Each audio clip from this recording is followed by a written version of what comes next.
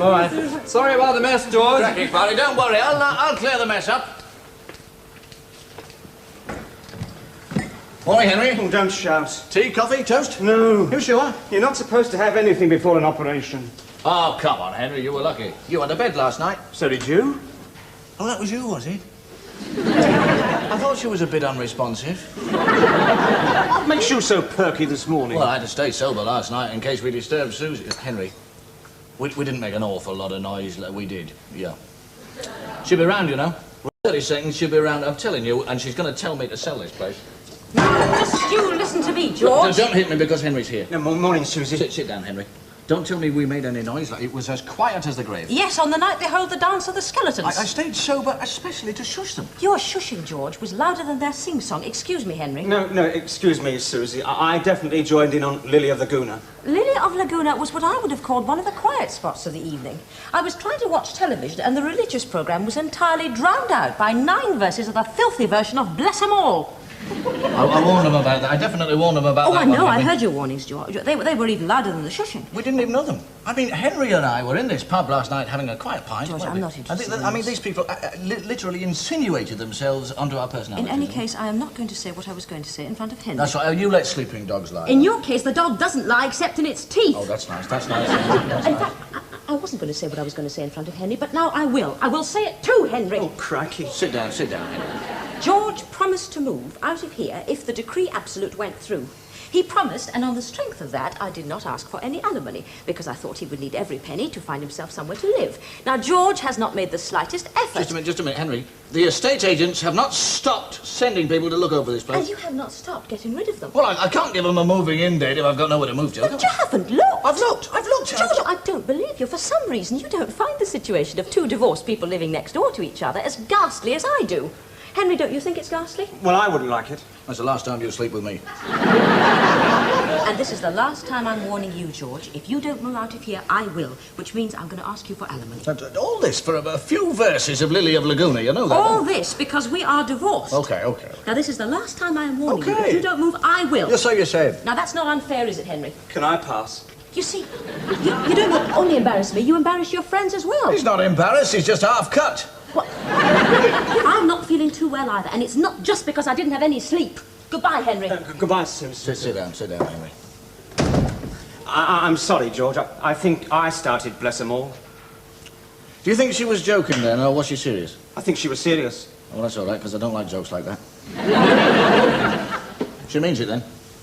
Will you have to move? I can't afford to start paying alimony. Did she mean that? She means that, I'm telling you, she means that. She doesn't know how lucky she is, you know. She won't find another neighbour like me. It'll serve her right if she gets someone she doesn't like living next door. I just hope she gets the most terrible new neighbour, Henry.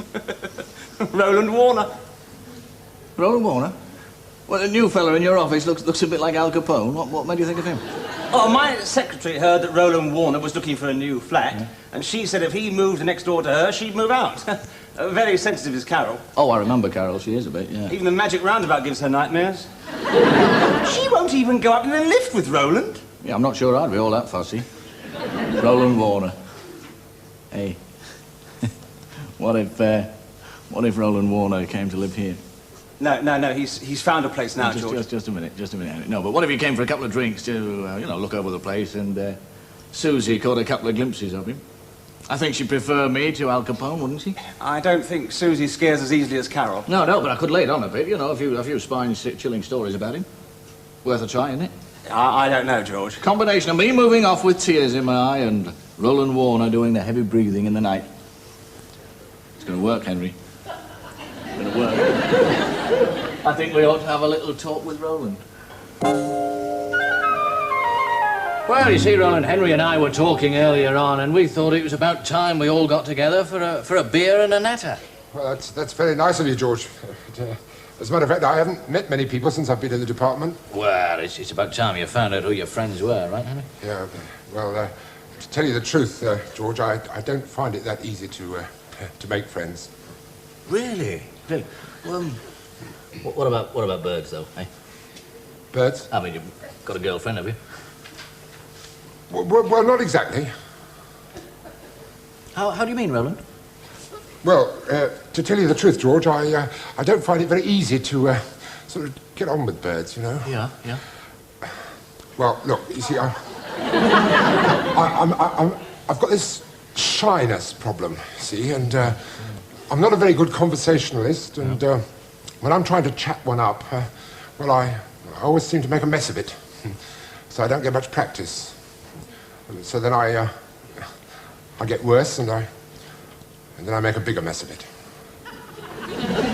You know, looking at you, Roland, I find that almost impossible to believe. I don't know about you. How do you feel about that, Henry? I'm not sure I believe it even now, George. No, it's true. Honestly? No, honestly. Yeah? Do you know, sometimes, well, out of desperation, I try and strike up conversations in lifts. In lifts, Roland, how does that work exactly? Well, you see, I reckon that in a lift, you've got 8 floors in which to make an impression. And does it work? No. No, they usually get out at the 2nd floor and walk the rest. Well, I tell you what, Roland, I think I might be able to help you on this one. Because the girl who lives next door to me, Henry, what's her name, Henry? Susie. Susie, yes, Susie. You see, she's got almost exactly the same problems. I mean, she is terrifically shy. Now, I think I could probably do you both a favour by introducing you. Well, I don't think she can be as shy as I am, George. Well, why don't you give it a try, Roland? Well, I mean, if she is as shy as I am, I mean, we're just going to sit there and seize up together. It's going to be one long pause. Not with George there to show you the ropes. No, it's very nice of you, but Roland, are you going to give this a try? Or are you just going to go around emptying lifts for the rest of your life? I mean, if not for you, I mean, think of this girl, Roland. I mean, do it for her. Well, I suppose I could give it a try. That's right, Roland. Well, tell you what, look, I'll meet you in the pub after work about 6 o'clock and take you down in the car, okay? Oh, thanks, but... Oh, George, how do I get back? Oh, there's plenty of trains back at night. Well, that's if you want to get back, Roland. Right? Oh, thanks very much, George. See you later, Roland. See you. Okay. Bye. 248, please. Susie Lonsdale? Yeah, I wonder if you're interested in posing for some nude photographs. What do you want, George? I just rang up to tell you that you might be losing your neighbour. Really? Well, yeah, there's a fella coming around to look at it tonight. Oh, that's Johnny Quick. Yeah, well, it is, yes. The estate agents rang up. Apparently this fella has seen it before. I just thought you'd be interested, that's all. Oh, yes, that's very good news, George. Okay. Look, will you be in this evening, darling? Why? Well, I just thought that if this fellow is interested, it might be a good idea... Or to meet him, you mean? That's the idea, yeah. Yes, I'll be in, George. Okay, well, see you later on, darling. Goodbye. Bye.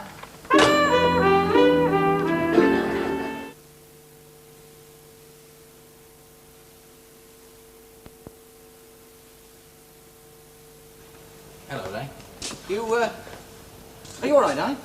What? Well, you look as though you've seen a ghost. No, I'm fine. Oh, okay, fine. Well, I just popped in to tell you that chap's looking over the place. That chap? Mm-hmm. Yeah, the one I told you about on the phone. How long has he been here? Well, he's just arrived, darling. Why? Oh, it was just that somebody looked through my window just now, made me jump. It must have been him. Really? Yeah. What does he look like? Oh, well, he's a tall fellow, long face and a moustache. I suppose it does look a bit weird, but you shouldn't worry. I mean, as long as I'm moving out, eh? Keen, is he? On you? To buy. Oh, you're potty about the place. Yeah. Well, that's all your dreams answered, eh? Married? Well, I don't know. I don't think so. I mean, actually, looks a bit of a lonely soul to me. Could be your type. What do you mean, my type? Well, you know, he might bring out the mother in you. If you play your cards right, he might bring out the father in him. Anyway, why don't you pop round and see him then? George, no, I think I've got rather a lot to do. Well, if he's going to move in, you'll have to say hello sometimes. Look, I'll go and get a celebration drink ready. Come along.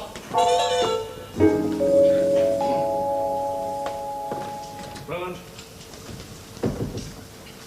It's your lucky night. Really? Who's the darling, she said. She did? I said, what darling? You know, pretending innocent. She said the darling will look through the window. But why did she back away then? Backed away, nothing. She just gone weak at the knees. Is she coming round then? She couldn't wait, Roland. Now listen, we've just met, right? You've come to look over the cottage, okay? You're jolly clever, you know, George. Well, I don't let the grass grow. Now, Roland, I told you she is dreadfully shy, and I think this is where a lot of blokes make their mistakes, because they tend to hold back. I mean, they don't put all their cards on the table at once. Now, I don't want you to make that mistake. I mean, she fancies you already, so your quid's in, Roland. Well, how do you think I ought to behave, George? Well, I mean, first things first. I mean, when you shake her hand, I mean, just hold her hand that fraction of a second too long. And fix her face, you know, face to face, and give her a little twinkle with your eyes.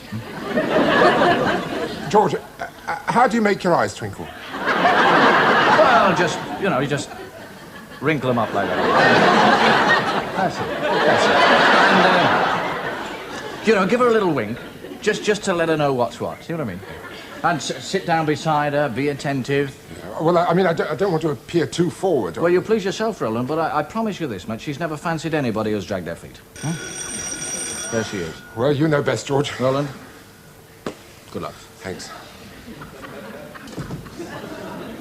Oh, do come in. I'd like to introduce you to Mr. Warner, who's interested in buying the place. I'm sorry, I don't know your first name. Roland.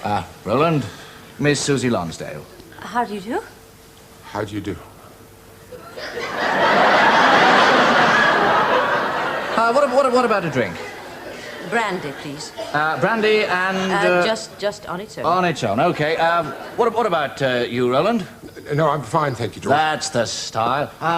Do sit down, would you? Thank you.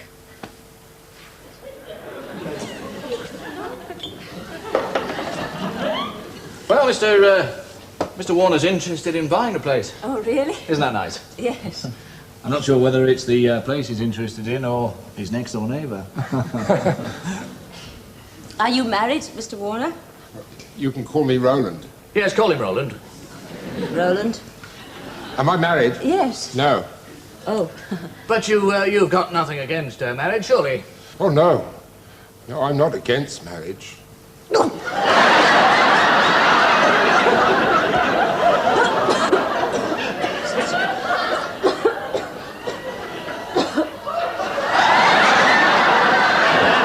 I've left something in the oven. If you would excuse me, I think I'm just...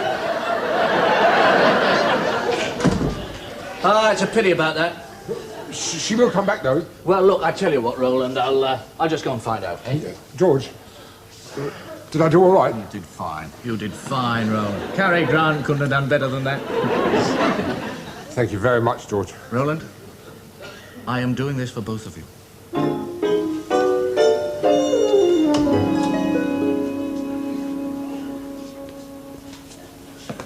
Now, darling, what do you think? It's nice, George, you can't sell your cottage to that awful man. Awful man? I honestly think he's rather sweet. Sweet? I think you've definitely scored there. George, he's probably boring a peephole through the wall at this very moment. And when he finds out where my bedroom is... Oh, well, now, look, I wouldn't start talking in terms of bedrooms yet. I think it's best to get to know each other first.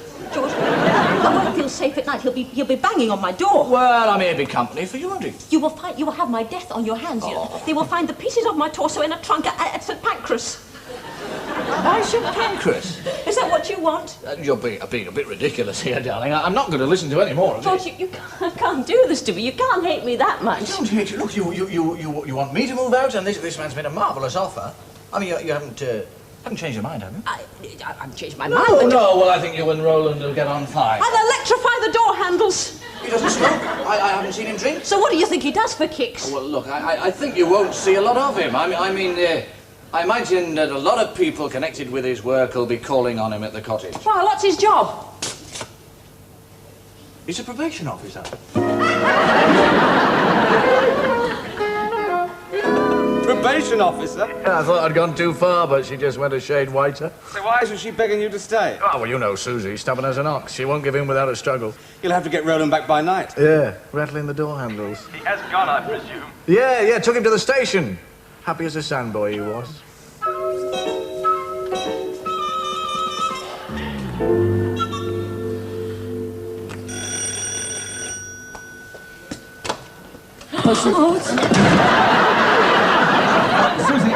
please, can I have a word with you? What? Well, look, you see, when George was taking me back to the station, we passed a very nice little restaurant down the road, and I wondered if you'd have dinner with me. No, I'm sorry, I can't. No, please, Susie, because, well, I got a taxi back specially. I've got a prior engagement. What, for dinner? Yes, sorry. Well, could we, but, you know, just have a drink. Well, no, I've got to get ready. Well, I know, before I go, let me give you my telephone number, huh? I'm very sorry, but I don't have a pencil. Oh, no, it's all right, I've got a pen. Look, I don't see much point. I mean, if you're going to be moving in next door. Well, I'm not. I never was.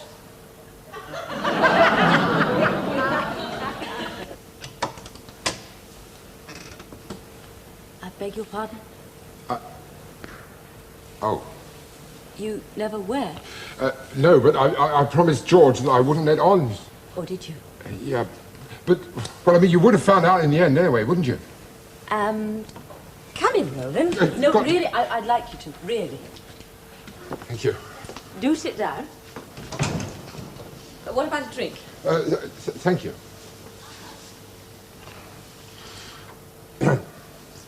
These are very nice flowers you've got, aren't they? Thank you. Suppose you had to buy them yourself. I beg your pardon? Well, I mean, George told me that you didn't have many boyfriends, you know, that you've got this terrible shyness problem, and really that was the reason that I came. I'm saying all the wrong things, aren't I? No, Roland. As a matter of fact, you're saying all the right things. Well, George was only thinking of you. I mean, you know George. Well, I should. He's my ex-husband. Well, he'd only got your interest. Your ex-husband? George and I were married for 8 years. Well, George never told me that. No, I'm sure he didn't. He doesn't tell everything. That's part of George's charm. It seems to me, Roland, that George has not been entirely honest with either of us. I think it's time we taught him a lesson, don't you? Yeah, then I thought I'd tell her that Roland had asked if she'd like to be part-time secretary to the Prisoners' Aid Society. What's the next move then, George? Well, I've still got Myra up my sleeve. Oh, yes. And the Hearts and Flowers bit. Moving out? Yeah. I reckon between them, Myra and Roland ought to earn me a decent reprieve. Hey, she's at the door. I better go. Listen, thanks for ringing, Henry. Well, I had to know, George. Yeah, next instalment tomorrow. Right. Bye. Sorry to keep you waiting. I was just on the phone there. Do come in, huh? Sit down. Thank you, George. Well, Roland's gone, but he likes the place, and he'd like to move in quickly. Would he? Yeah. Well, he's had a very good offer for his place, and I don't want to lose his offer, so I've just been fixing up on the phone to move out myself. Oh, really? Yep. Where? Myra's. Oh. Well, you know that Myra and I have always been, well, I suppose in Myra's case, you might say bosom friends. Well, Myra's got a big place, and it seemed the logical answer. When? Pardon? Are you, Oh, moving out? That's right. Tomorrow. Tomorrow? Yeah. George, what are you going to do with all your furniture? Well, I'll just be taking a toothbrush or two to Myra's, and Roland said I could very kindly leave some of my stuff here. Well, it suits him, actually, because he's letting his present place furnished, you see. Furnished? Yeah. And when is he moving in here? Saturday. Oh, Saturday. Or the weekend, you know, something like that. I see. So it's the parting of the ways, eh, Susie? Must be a big relief to you after all this time. Oh, no, George. Well, I thought we might have a farewell drink because, I mean, you know, we might not meet again for a long time. It would mean a lot to me, darling. Would it, George? Oh, yes. Just a small one, then. Okay. Brandy? Brandy would be lovely. That's the spirit, darling.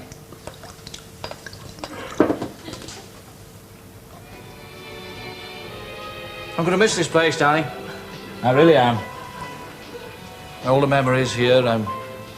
I mean, we may have had a few fights, but we've had some happy times too. Oh, we have.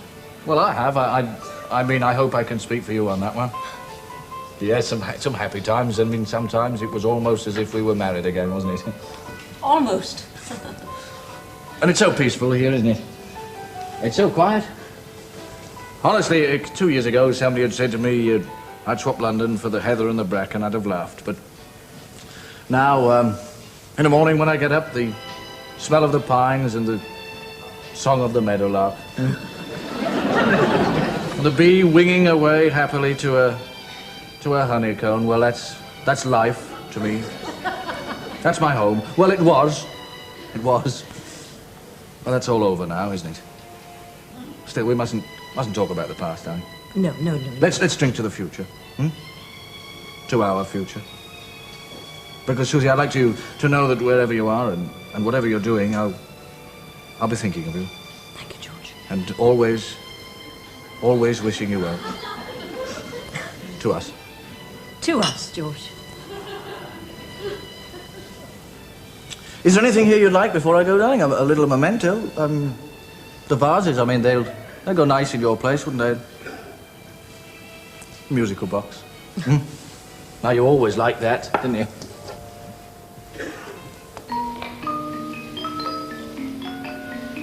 Home sweet home. Well, you might as well have it, darling, because I wouldn't be able to play it. It would always remind me. Sorry, Dad. Well, I wonder who that is. I wonder.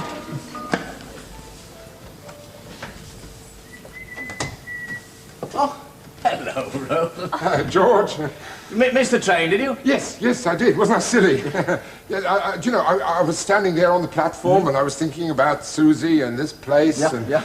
Well, the train just came in and went out and I was there on the platform. Well, never mind. There's plenty of trains, Roland. I'll run you to the station. No. It's all right, George. If it's the same with you, I'd like to stay a bit. Stay a bit, Roland. Well, yes, you know, just have a look at the place, get the feel, Yes. see where I'm going to put my furniture. Your furniture? Yes. Oh, George just told me that he was going to leave all his furniture here. Yes, because Roland is letting his place furnished, aren't you, Roland? No.